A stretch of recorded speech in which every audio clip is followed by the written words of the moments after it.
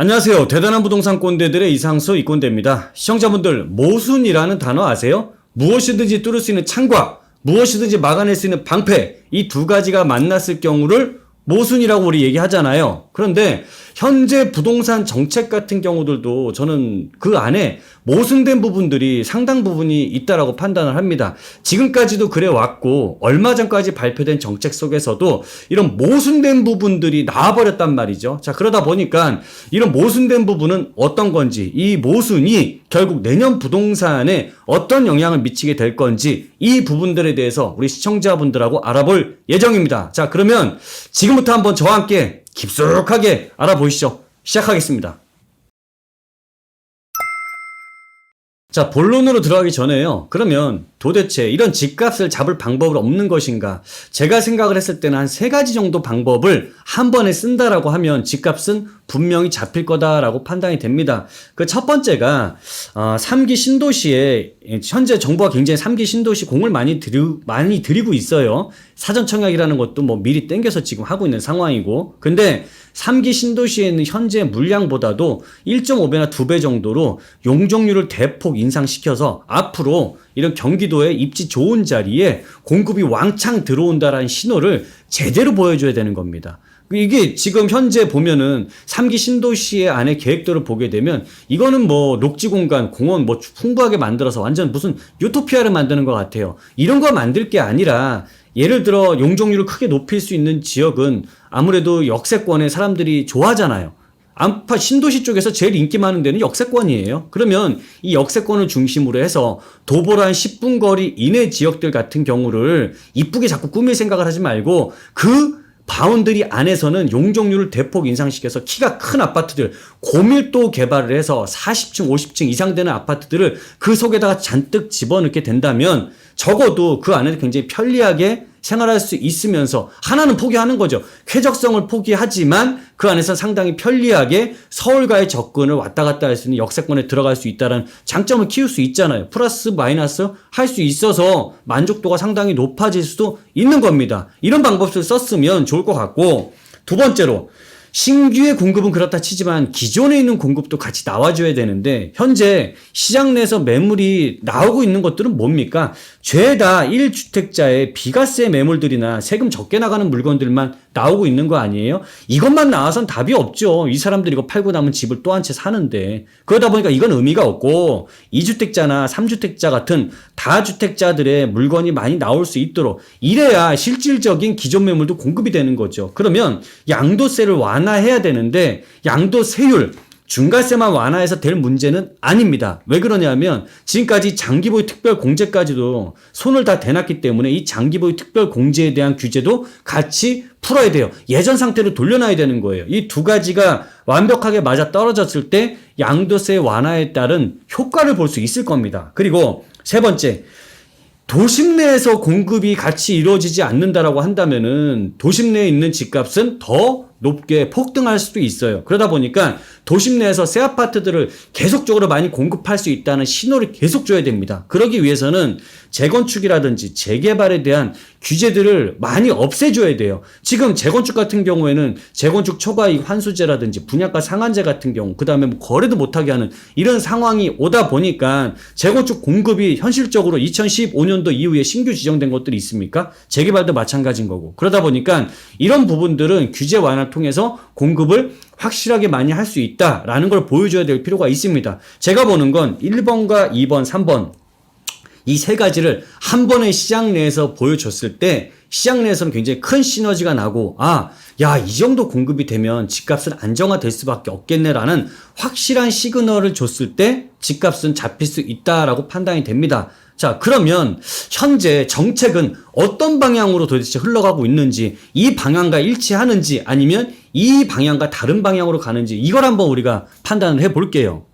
자, 현재 가장 강력하게 추진하고 있는 정책이 두 가지입니다. 하나는 3기 신도시를 공급하겠다. 두 번째로는 대출 규제를 해서 수요를 억제하겠다. 이건데 제가 좀 전에 우리 시청자분들하고 집값을 잡기 위한 한 세 가지에 대한 제 방법을 제가 제시를 했잖아요. 그런데 이 중에서 맞아 떨어지는 거는 3기 신도시 공급이라는 거 하나죠. 그 다음 대출 규제는 제가 없었죠. 왜? 지금까지 대출 규제가 집값을 잡는데 이거는 일시적으로는 잠시 동안은 움찔하게 만들었어도 이거는 조금 더 몇 개월 지났을 때는 다시 시장은 이거에 큰 영향을 받지 않는다라는 건 이미 여러 번의 학습을 통해서 우리는 반복해 왔어요. 이게 무슨 큰 의미가 있다고. 이 2, 3단계 강화한다라고 해서 집값이 잡히는 거 아닙니다. 근데 이 방향으로 쓴다라는 거는 약간 방향이 좀 약간 틀어져서 이렇게 보는 것 같은데 이게 어찌됐든 간에 공급을 지금 이렇게 생각을 하는 것 같아요. 정책은.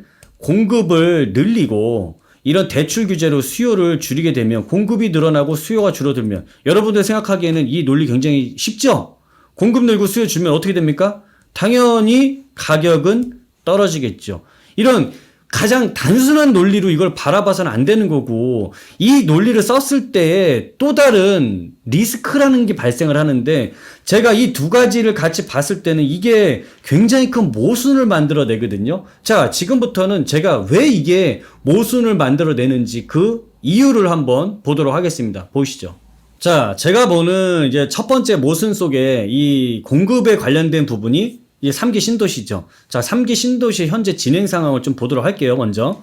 3기 신도시가 언제 발표를 했냐면 2018년 9월 13일 날 이 신도시를 만들겠다는 대책을 발표했습니다. 근데 지금 이로부터 3년이 지났죠. 지금까지 한 게 뭐가 있을까요? 어떤 게 진행되고 있을까요? 다른 물리적으로 뭐 신도시를 파거나 땅을 파고 만들고 뭐 토지 보상을 하고 이런 과정은 지금 없습니다. 지금 한 거는 3년 만에 하반기에, 그것도 올해 하반기부터 사전 청약을 시작을 했죠. 지금 딴 거 아니에요. 그냥 앞으로 우리 신도시를 계획했으니까 여기에 들어올 사람들 일단은 청약을 하세요라고. 이게 왜 제일 빠른 방법이니까. 그래서 사전 청약을 시작을 했죠. 자, 그런데 여기에서 현재 상황을 보니까 토지 보상이 완료된 곳이 하나도 없다라는 함정이 있고 또 토지 보상이 끝나야지만 본 청약이 들어가고 착공을 하고 입주까지 공사를 할 수 있을 텐데 이게 언제 완성될 거냐라는 여기에 퀘스천이 생기게 되는 거죠. 자, 평균적으로 2기 신도시 같은 경우에 아직도 완성 안 된 곳들도 있지만 2기 신도시도 평균 14년이 돼야 이제 내 집에 입주를 했습니다. 자, 그러면 지금 사전 청약을 시작을 해서 입주까지 우리가 짧게 잡아도 이걸 단축시킨다 하더라도 거의 10년 정도까지는 이 기간이 소요가 된다라고 볼 수 있는데 그러면 여기서 제가 보는 첫 번째 모순이에요. 자, 10년 동안 이 분들이 집을 살 사람들입니까? 이분들은? 다른 데 집을 사시게 되나요? 안 사죠. 여기 입주하기 위해서는 내가 계속 전세나 월세로 살아야 되는 거죠. 자, 이분들 같은 경우 숫자가 얼마나가 될까요? 1000가구, 2000가구 정도 수준이 아니죠. 25만에서 30만 가구의 굉장히 어마어마한 수요층입니다. 이 25만에서 30만 가구라는 건 그러면 이분들 같은 경우에는 25만, 30만은 확정적인 전세, 월세 수요층으로 이 자리에 남게 되는 거죠. 여기에서 첫 번째 모순이 발생을 하는 거죠. 왜? 전세값을 떠받치고 있는 수요가 될 수밖에 없으니까 그렇습니다. 자, 그러면 현재 3기 신도시가 얼마만큼 진행이 잘 되고 있는지 지금 현재까지 조사된 자료를 좀 보도록 할게요.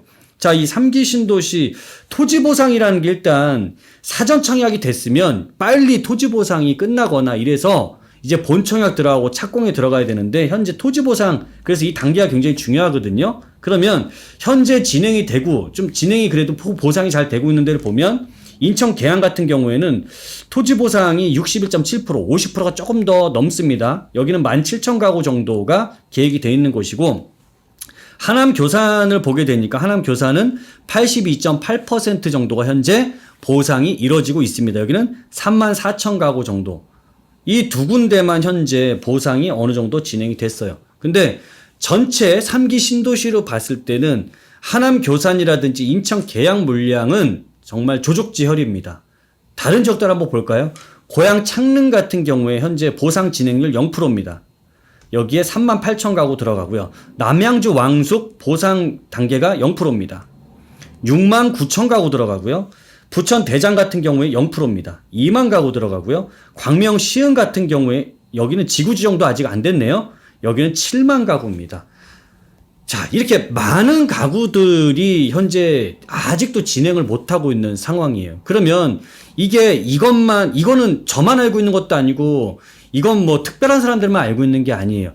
대부분의 많은 사람들이 알 수 있을 만큼 공개가 돼 있는 자료란 말이죠. 그러면 이걸 보고 충분히 빨라도 10년 안에는 야, 여기에 3기 신도시가 공급되지 않겠다라고 충분히 예상이 가능하다란 얘기죠. 공급이 그만큼 10년간은 많은 숫자가 늘어나기에는 어렵겠다. 그리고 여기 10년 동안 25만에서 30만 가구 정도의 이 전세나 월세 수요는 항상 내 집값을 떠받칠 수 있겠구나라고 판단을 할 수 있는 근거 자료가 돼버린다라는 거죠. 자, 이게 제가 보는 첫 번째 모순입니다. 자, 10월 26일 날, 이 가계부채 관리 강화 방안이라는 게 나오면서 이런 수요 억제책에 굉장히 강력한 메시지를 보냈습니다. DSR 강화를 시켜서 앞으로는 내년부터는요, 대출이 2억 있는 사람도 이제는 이 DSR 적용을 받고 내년 그 7월 달에는 대출이 1억 있는 사람도 강화를 시켜서 이런 DSR 적용을 받게끔 해서 대출량 자체를 줄여버리겠다라고 강력하게 수요 억제책을 발표를 했습니다. 이게 좀 자세하게 보시고 싶은 분들은 제가 이걸 영상을 찍어놨으니까 이 위에 링크를 통해서 좀 보시면 될 것 같고요. 자, 그런데 수요 억제책을 강력하게 만들어 놓으면서 여기에 이것만 만든 게 아니었어요. 여기에 또 다른 걸 만들게 되다 보니까 이게 굉장히 좀 모순을 키워버릴 수 있는 굉장히 좀 중요한 부분이 나오게 됐거든요. 자, 그게 뭐냐면요. 자, DSR이라는 거를 대출 규제를 강하게 방안을 내놓았는데 이 사이에 이게 들어가 있죠. 전세 대출이란 부분은 어떤 식으로 이렇게 방안이 나왔냐면 DSR을 계산을 할 때는 전세자금 대출이란 부분은 계산을 하지 않겠습니다 라고 나왔고 총량과 상관없이 전세자금 대출은 가능합니다 라고 발표를 했어요. 이게 무주택이나 서민들을 위해서 이 부분들을 푼 거긴 한데 이걸 안 풀 수는 없는 상황이잖아요. 그런데 이거를 풀어줌으로써 무슨 일이 같이 모순이 생겨버리냐면 현재 매매값이 굉장히 크게 상승을 했죠. 자, 이거를 현재 떠받치고 있는 게 뭐라고 생각하세요? 여러분들? 계속적인 수요가 이렇게 수요가 들어와서 이 가격을 떠받친다라고 생각을 하십니까? 그게 아니죠. 현재 이걸 떠받치고 있는 건 전세값이 이걸 떠받치고 있어요. 그러면 지금 전세로 계속 수요가 계속 들어올 수 있게 이런 한마디로 수요를 계속 하고 있는 상황이죠. 그러면 이 전세값이 무너지지 않고 강력하게 버티고 있는 한은 이 매매값도 떨어질까요? 그럴 일은 없겠죠. 그리고 이와 더불어서 한 가지 더 임대차 3법이라는 게 작년부터 시행이 됐잖아요. 그런데 이 임대차 3법 때문에 전세 물량 자체가 크게 감소하게 되면서 전세값을 폭등시켜 버렸죠.